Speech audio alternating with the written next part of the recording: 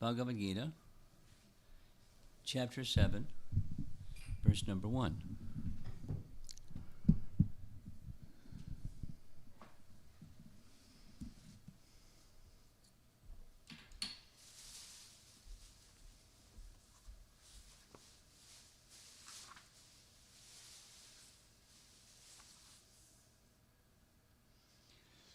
Shri Bhagavan Uvacha Maya Sakta Manak Partha Yogam Yunjan Madashraya Aham Shayam Samagram Mam Yatagya Sachitach Trenu Shri Bhagavan Uvacha Maya Sakta Manak Partha Yogam Yunjan Madashraya Asamshayam Samagram Mam Yatagyasasi Touch Trinu. The Supreme Personality of Godhead said, "Now hear, O son of Pritha, how, by practicing yoga and full consciousness of me, with mind attached to me, you can know me in full, free from doubt." Purport by Srila Prabhupada. In this 7th chapter of Bhagavad Gita, the nature of Krishna consciousness is fully described.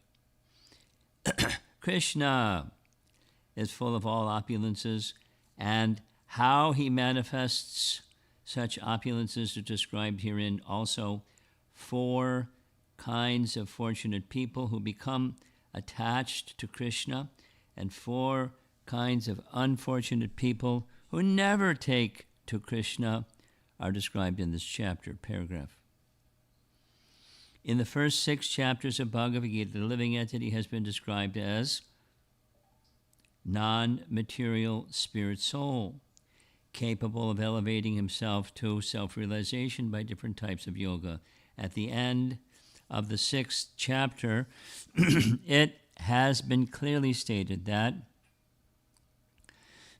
the steady concentration of the mind upon Krishna, or in other words, Krishna consciousness, is the highest form of all yoga. By concentrating one's mind upon Krishna, one is able to know the absolute truth completely, but not otherwise. Impersonal Brahmajyoti, or localized Paramatma realization, is not perfect knowledge of the absolute truth because it is partial. Full and scientific knowledge is Krishna, and everything is revealed to the person in Krishna consciousness. In complete Krishna consciousness, one knows that Krishna is ultimate knowledge beyond any doubts.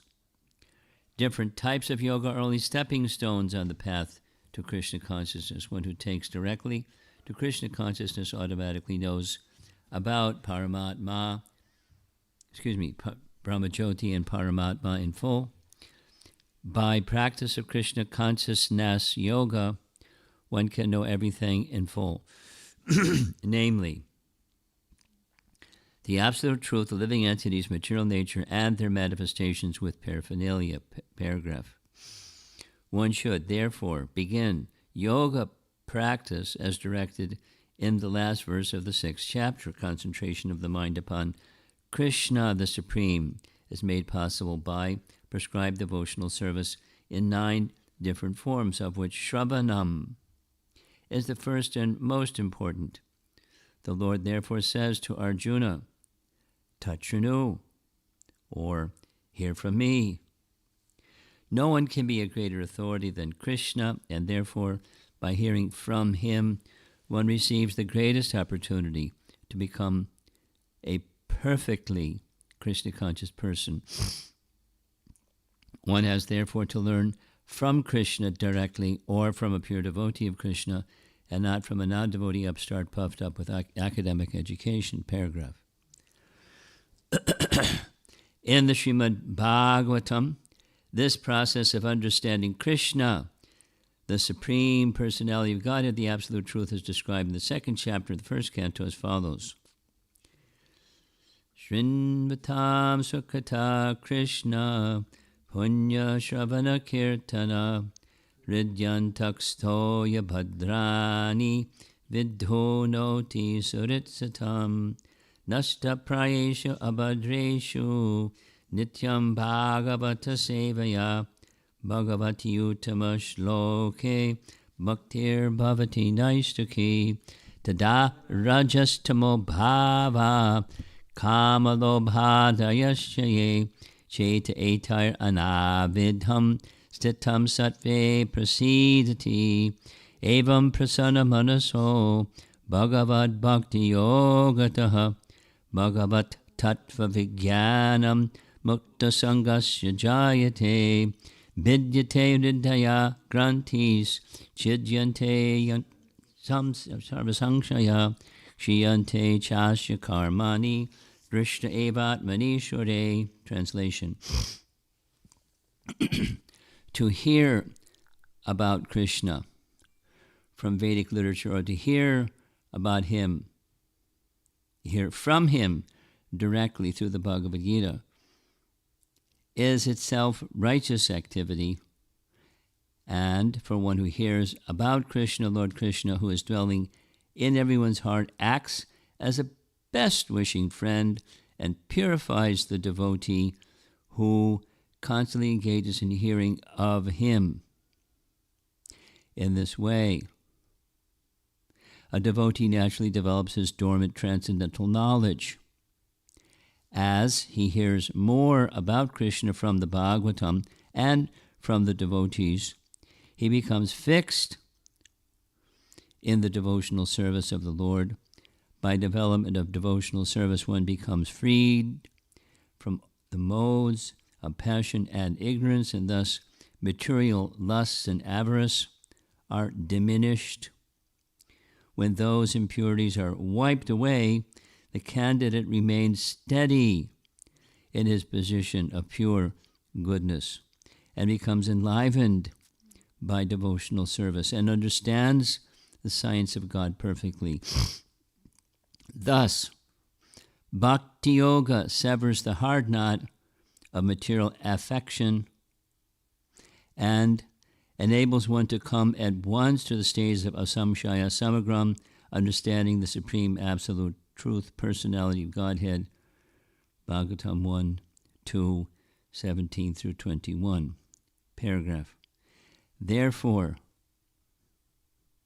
only by hearing from Krishna or from his devotee in Krishna consciousness can one understand the science of Krishna.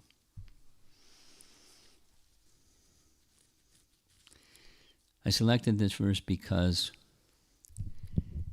it was one of Prabhupada's favorites.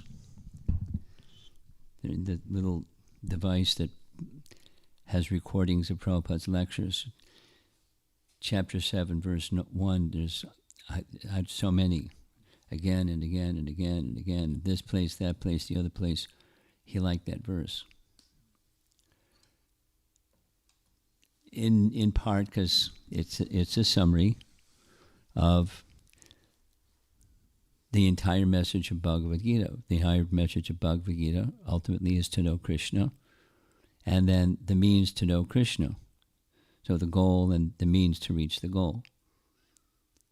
Sadhana and sadhya, or avideya and prayojana. It's outlined, both. Reference is made in the purport, quite naturally, to the last verse of chapter 6.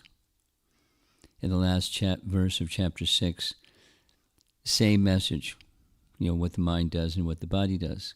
One who's engaged in hearing about me and engaging in devotional service to me can know me in full, free from doubt. And then here's how I'm going to explain how. So the same points, last verse of 6, first verse of 7, the process and the goal.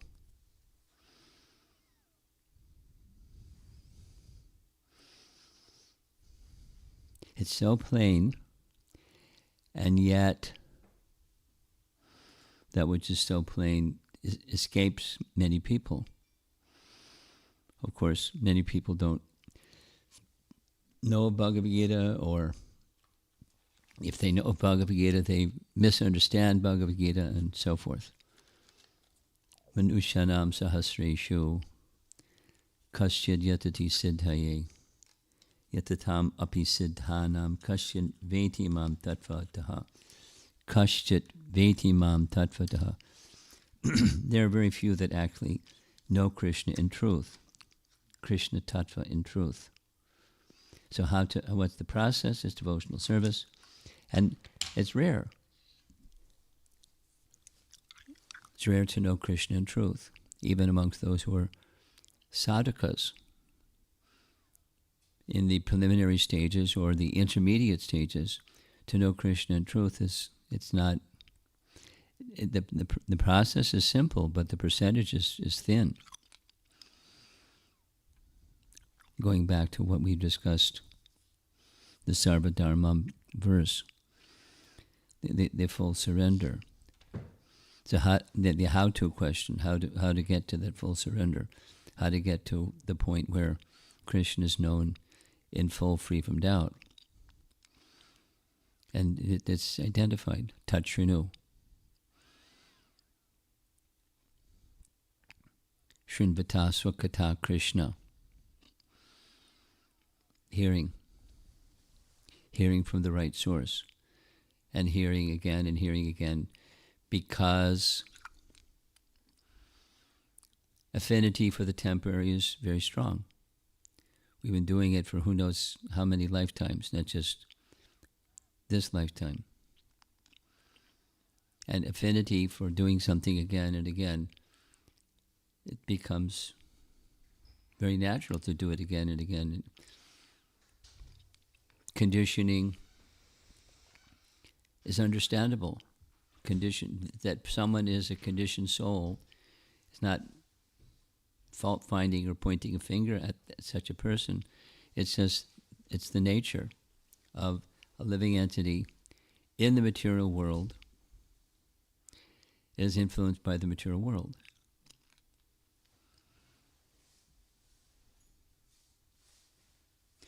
There are things that are eternal, even within the material world, but they're distorted by the conditioning of the modes of material nature and previous karma, previous tendencies, and reactions to those previous decisions that were made, etc. The bondage of the material energy is very strong, in other words, and that persons are conditioned, there's no surprise.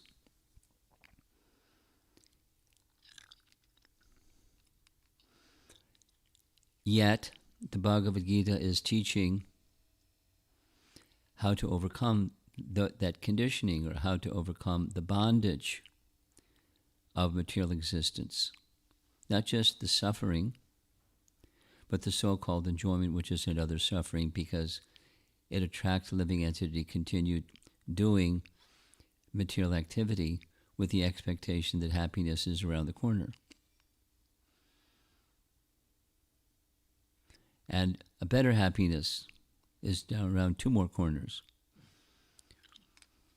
So keep after it and become pious, because then you can attain a more enjoyable position than the present one, and so forth. The lure of the enjoying spirit and the glitter of the objects that appear to promise enjoyment, it's no surprise. So, therefore, Bhagavad Gita is an education process based upon any other education process, based upon hearing, touch, shrinu, sound, vibration. In this case, from the perfect person, from Krishna himself. Alternatively, the representative of Krishna, who just gives Krishna's words anyway, so it's a replication of Krishna's words. And either the original person, the perfect person, or the representative of the perfect person, hearing from them, that's That's the process. As these verses from Canto 1, Chapter 2, the emphasis that Prabhupada makes in commenting about it is Srinvatam. It's the process of hearing. The medium of sound is the medium to again connect with transcendence, even when we're in this dark place, the material energy, and therefore not seeing the light of the sun because we're in a dark place. And once conditioned by that dark place, it's hard to acknowledge that there's light because we only see darkness. Even if conceptually I can say, yes, there's light, but I want to experience it. Please.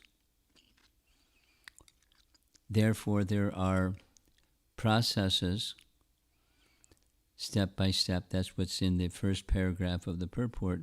Step by step, processes of yoga to bring one closer, slowly closer to the position where you can pull the light switch. And the bhakti yoga process, for those that aren't ready to do the direct, there's partial, there's indirect, or there's both. The Vedas ultimately are meant to bring one to that position of knowing the absolute truth in full. And some persons aren't ready for that. They don't really want that. They want something. So the means to get that something by the polytheism idea.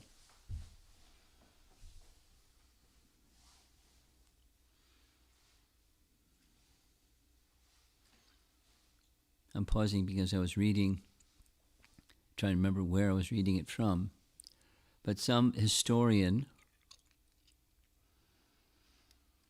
was tracing,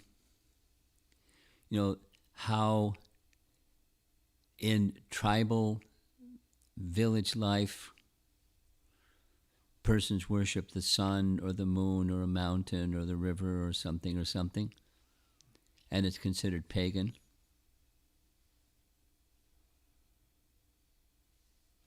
And then in the Greek philosophy or mythology, there's personalities. There's, it's both devas, this one, that one, the other one. Thor and, the thunder god, and, it's vestiges of the Vedic culture. Primordial is the Vedic culture, from the very, very, very, very beginning.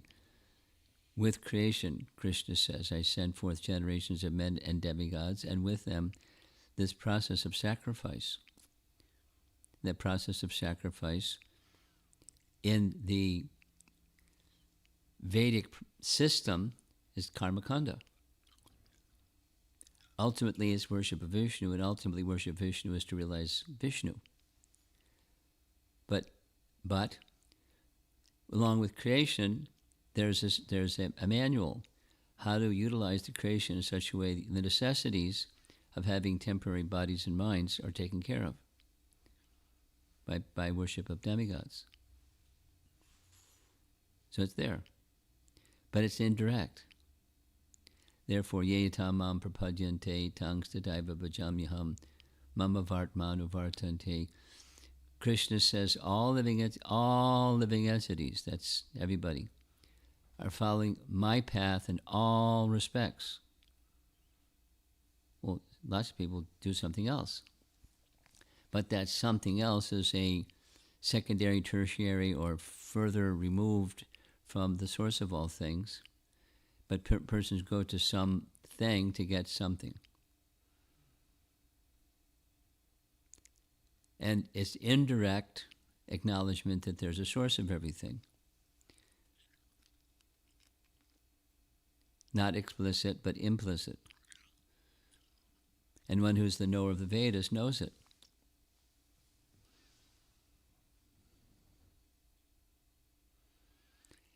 it doesn't have to be a Vedic process of sacrificing. It can be an atheistic person who they have a leader, and they follow their leader.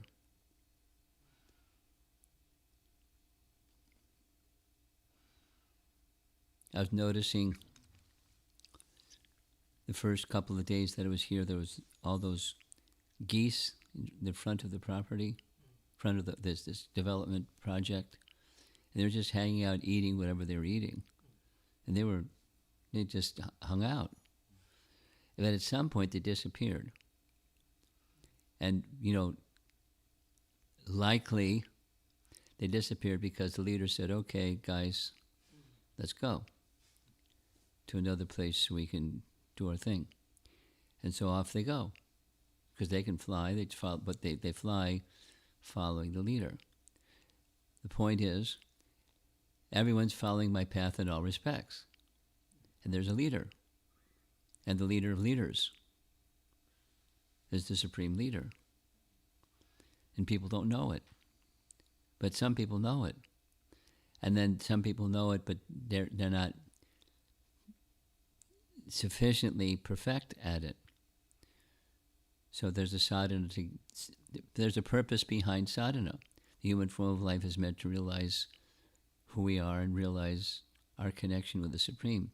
And it just boils down to these three things: matter, spirit, the controller, both. And how to navigate our way through matter when we don't belong here,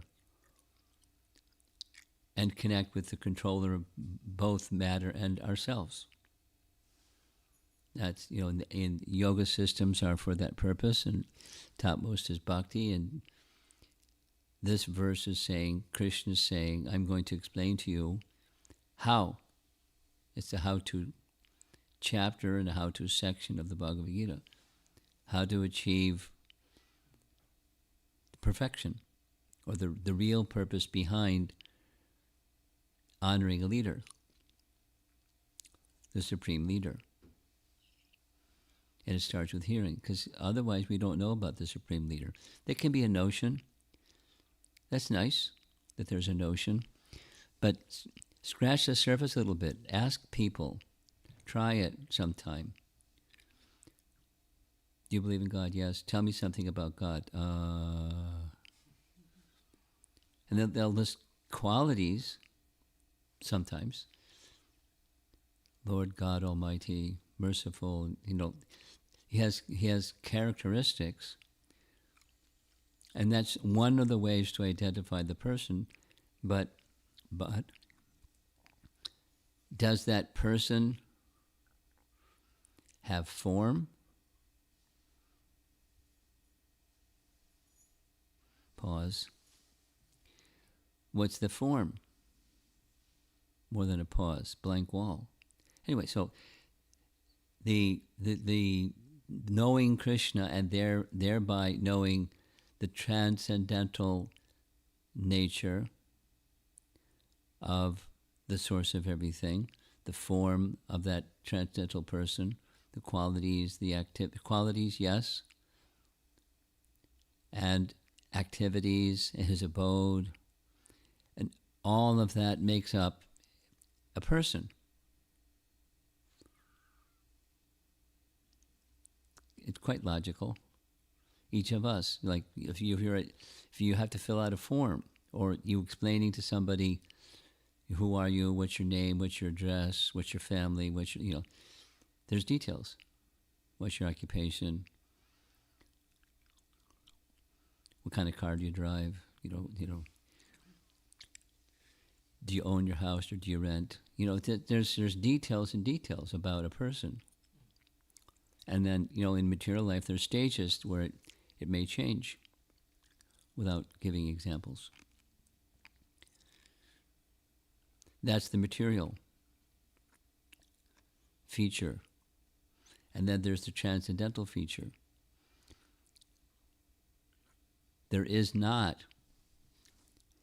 to my knowledge at least, there is not, because I studied this long, long ago, there's no such literature like Bhagavad Gita and Srimad Bhagavatam giving such detailed, definitive description of the object. And how do we find out about the object if we don't have direct experience of it? Through hearing. And by hearing, we can have direct experience.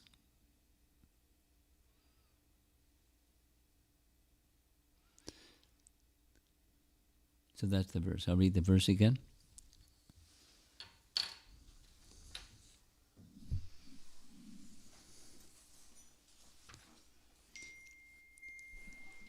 Hear, now hear, O son of Pritha. How? By practicing yoga and full consciousness of me with mind attached to me, you can know me in full, free from doubt. Now, who can know Krishna in full? Answer, nobody. Because he's unlimited and we're limited. So how can the limited know the unlimited in full? Answer, you can't. You can know as much as you can know, as much as is disclosed. But that's the fullness for the living entity. And that fullness, because it's dynamic, not static, that fullness might expand, or does expand, and when the details and details and details and details and the details may expand and expand and expand, like our great acharyas and how they describe features of Krishna, etc. His pastimes of Krishna, the form of Krishna, the beauty of Krishna, the smile of Krishna, the attire of Krishna, the ornaments of Krishna. Things in relation to Krishna, it can expand and expand. But at least fundamental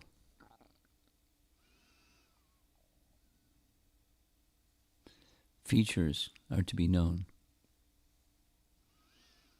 I remember one of the original, way back, there were 3 artists that were part of the ISKCON Press artist team. Muralidhar, Jadharani, and Bhardraj. The original 3 artists. Other devotees that had some art ability, Prabhupada engaged them, but largely they were engaged in painting Panchatattva paintings. So that with Panchatattva paintings, temples or little preaching centers could open with what Prabhupada called Guru Garanga altar. So original paintings, the Panchatattva paintings, and a photograph of Prabhupada's Guru Garanga altar. So new artists were engaged in those kinds of activities. And then the 3 artists were painting for Srila Prabhupada's books. So Muralidhar, one of the 3 artists, once asked Prabhupada, I wasn't there, but it's well known, at least at that time. He showed Prabhupada a bunch of paintings, said which painting looks most like what Krishna actually looked like, which is a very reasonable question to ask. You've got an artist, you have to depict Krishna. So what does he look like? And Prabhupada said, they all look like Krishna looks like. And then he elaborated and said, there's his peacock feather, there's his flute, there's his the Shama Sundara, the beautiful darkish color of his form, a yellow dhoti, nice garland. It's Krishna. Then he pressed it. You know, what about the stick figures that little children, is that also Krishna? Because it may have all those things. He said, yes. Provided, so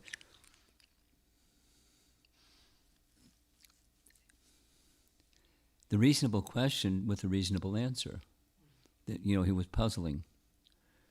But Krishna can manifest himself in paintings or children's drawings or something, provided there's certain boundaries. Now sometimes artists go outside those boundaries.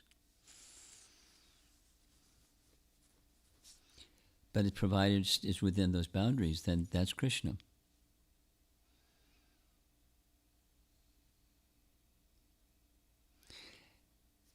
And similarly, the hearing about Krishna can become more refined. And so as they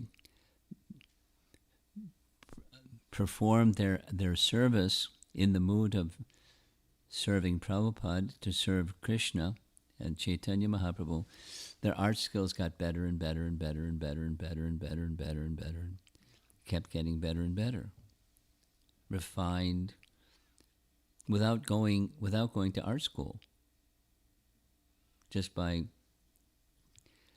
painting with devotion.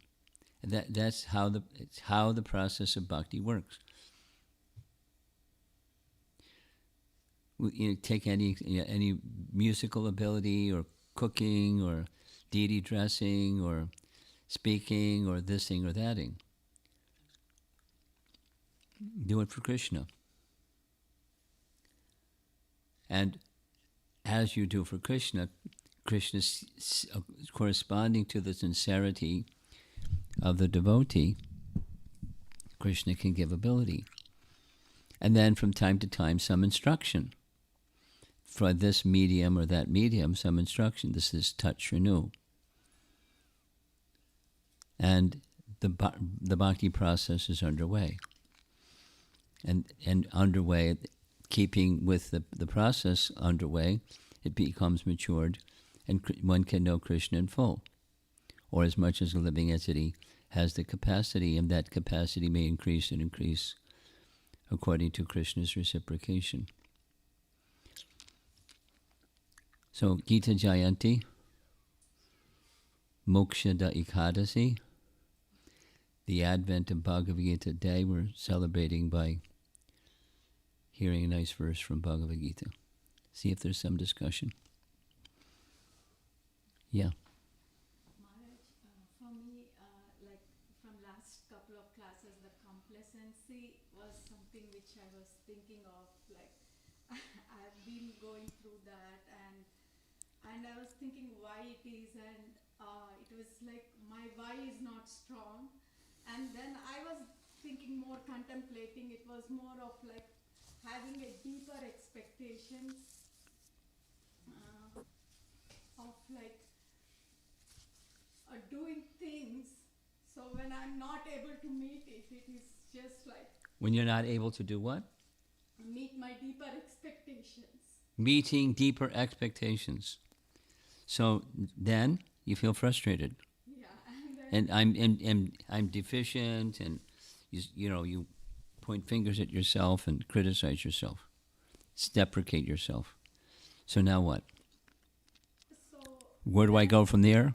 That's the question. no, it's just that is affecting my thing of like, okay, even if I do, it doesn't work. No, that's silly.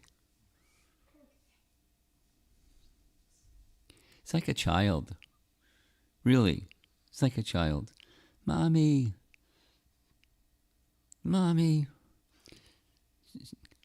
boo-hoo. So if mommy doesn't give, maybe there's a reason why mommy doesn't give. In our relationship with Krishna, if it's not happening, there may be a reason. And there may be multiple reasons. One is, you may start making a list of why is it not happening. It's not, throw in the towel, give up, or just remain complacent, and that's what it is, because the process of bhakti is a complacent process. Those aren't options. Leave those are off the list. Could be, an opportunity that Krishna is making for me to be more concentrated, more intent, more purposeful. Like back to the why part again. Refocus.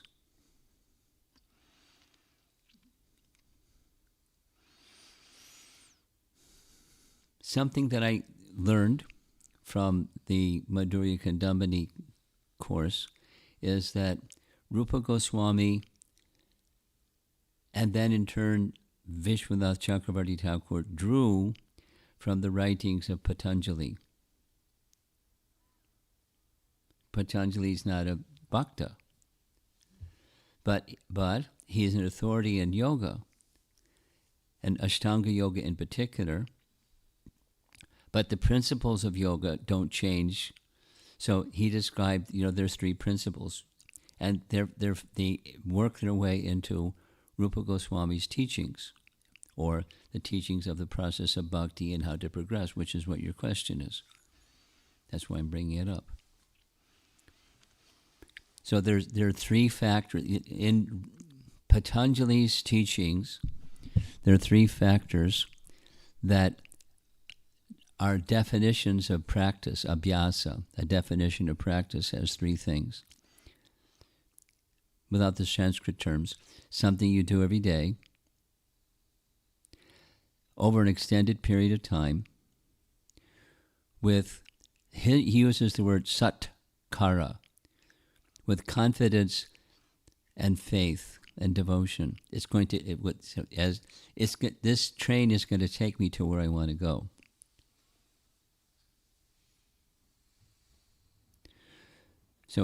So you may need to look at how strong is this satkara, or this faith or devotion. So your faith and devotion may have been something preliminary. That's nice. And now you're at a stage where it needs to become stronger. Not self-doubt or doubt in the process of bhakti or doubt in Krishna, but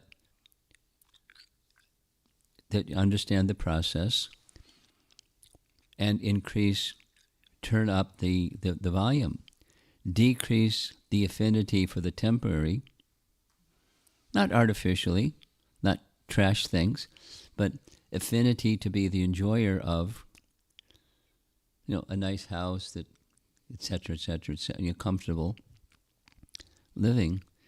So Krishna's kindness, so you don't have to worry about those things. So rather than being comfortable with having those things, let me take the facility to turn up the volume or turn up the brightness of the intensity of purpose, satkara, or the faith, the principle of faith, now coming to another level. So you're expressing some discomfort, which is good. Discomfort doesn't feel good, but discomfort is good, because it's an opportunity for transition from where I have been to where I want to go. It can be an opportunity for depression, or negative emotions, at least, if not depression and worse.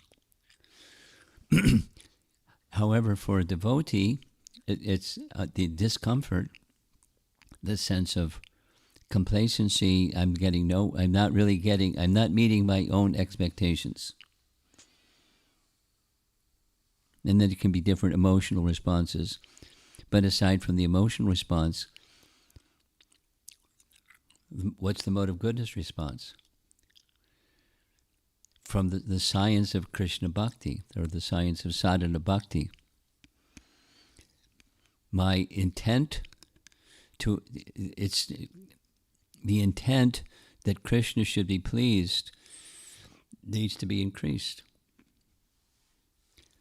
Let me accept those things that enhance the intent that Krishna should be pleased, and dial down those things that are distractions from that intent.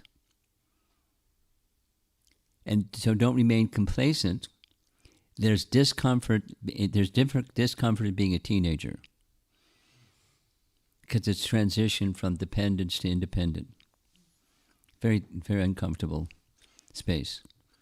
But it's good, depending upon the maturity of that young person. They do better or they do worse. But the transition is uncomfortable. Going from where we are to where we want to be, it's uncomfortable. So embrace the uncomfortable. Don't be intimidated by it or beat yourself up because of it, or something wrong with Krishna, or something wrong with me, or something wrong with bhakti, or it's how we're applying ourselves.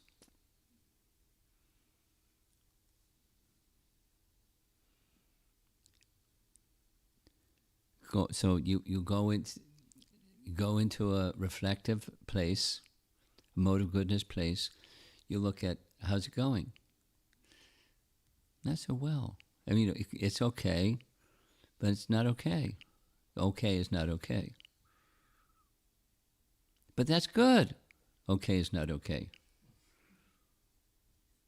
So it doesn't meet my expectation. So how to meet my expectation? Leave the expectation to the side for myself at the center and put Krishna at the center. Really? How do I do that? Bhakti.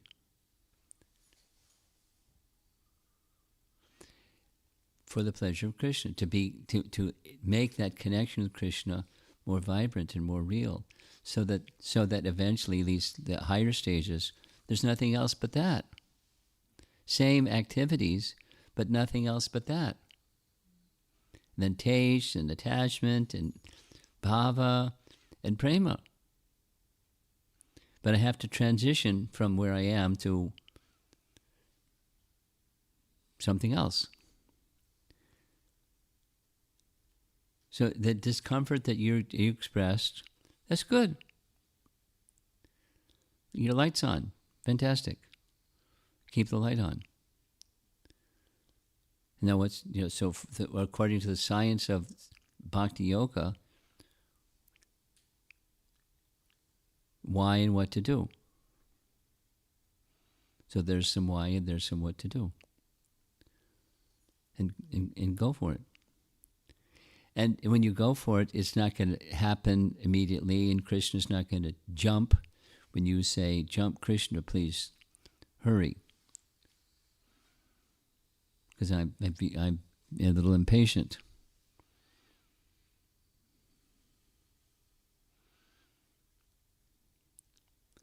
He'll move according to his time. He'll bestow according to his sensibilities. Sva ichcha, svechaya. He moves according to his own will, not according to our stamping our foot, saying, "Hurry up." So then that's another kind of faith. Krishna is real. The relationship with Krishna is real. He's loving. So the little child can recognize, Mommy may not give me what I'm demanding, even if I stamp my foot. There may be some reason. And besides pouting and throwing a tantrum and the other behaviors, I trust my mother. Mother knows best. Krishna knows best. Let me make that Krishna connection from my side. Let me make the Krishna connection stronger, increasing this and decreasing that. Anukul yasya sankalpa pratikul yasya varjanam. Surrender more. That's 1866, as we discussed. What you expressed is very common. Misery loves company, and it's very common, very, very, very common. During the Madhurya Kadambini seminar, I mentioned it 3 times. During Vyasa Puja, it's one of the 3 classes. It's the title of the class, because it's very common. And devotees that have been practicing for some time know it, and may know it more acutely than what they did last year, because it's still going on. It's still like I'm not meeting my own expectations. I'm not where I know I should be, could be, would be.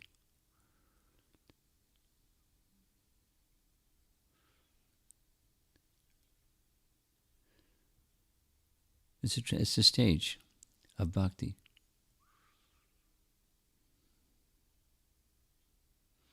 Something else?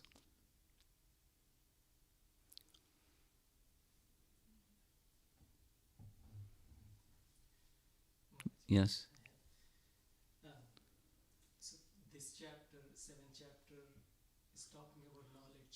Yes.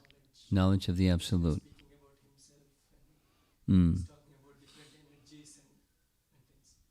So generally when we think of knowledge, knowledge is something like physics. Knowledge Yes. is Information. information, like that we understand.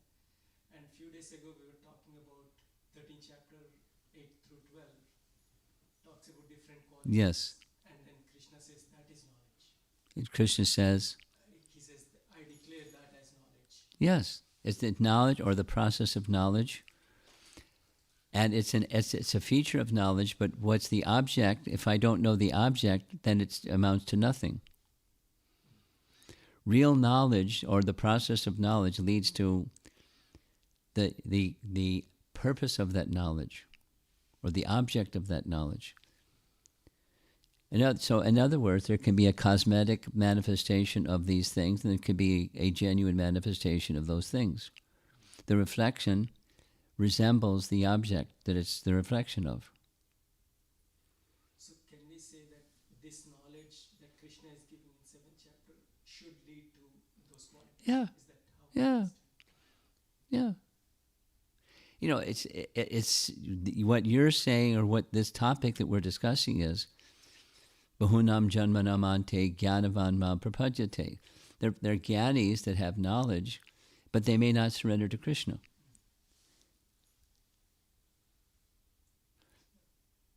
And if they surrender to Krishna, then their knowledge is complete. That is really what knowledge really is. Until then, it's not what knowledge really is. It's incomplete. It's not a 0. It's not a 10. Okay. Srila Prabhupada ki jai.